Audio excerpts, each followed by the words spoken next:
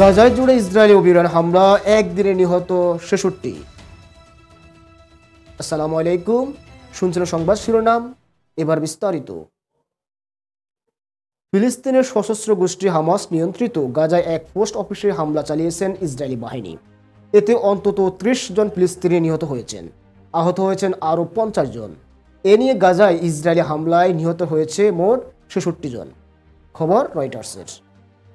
Reuters বলছেন, post অফিসটিতে ফিলিস্তিনি বাস্তুচ্যুতরা আশ্রয় নিয়েছিলেন, সেখানে হামলা চালায় ইসরায়েলি বাহিনী। চিকিৎসকরা রয়টার্সকে বলেছেন, ১৪ মাসের চলমান এ যুদ্ধ এখনও বন্ধের কোনো লক্ষণ নেই। নুসরাতে ক্যাম্পে ডাকঘরের স্থাপনায় ইসরায়েলি বাহিনী চালানো হামলায় আশপাশের বেশ কয়েকটি বাড়িও ক্ষতিগ্রস্ত হয়েছে। ইসরায়েলি বাহিনী এক বিবৃতিতে বলছেন, মানসিক সহায়তায় নিরাপত্তে পৌঁছে দিতে এই হামলা চালানো হয়েছে। ইসরায়েলের অভিযোগ, হামাসের সদস্যরা গাজায় বেসামরিকদের জন্য পাঠানো ত্রাণ সরবরাহ বাধা দেওয়ার কথা পরিকল্পনা করছিল।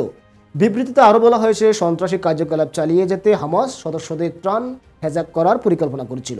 তবে হামাসের সূত্র জানিয়েছেন, সশস্ত্র গ্যাং বারবার ত্রাণের টাক চিন্তায় করেছেন এবং তা রুখে দিতে হামাসের ট্রাঙ্ক ফোর্স গঠন করা হয়েছে। এদিকে গাজায় সিটির আল জালা স্টেটের এক আবাসিক ভবনে এবং নুসরাতের পশ্চিমে এক বাড়িতেও হামলা চালিয়েছে ইসরায়েল।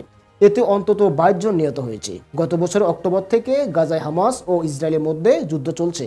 এতে এখন পর্যন্ত গাজায় ৪৫,০০০ ফিলিস্তিনি নিহত হয়েছেন, আহত হয়েছেন লক্ষাধিক।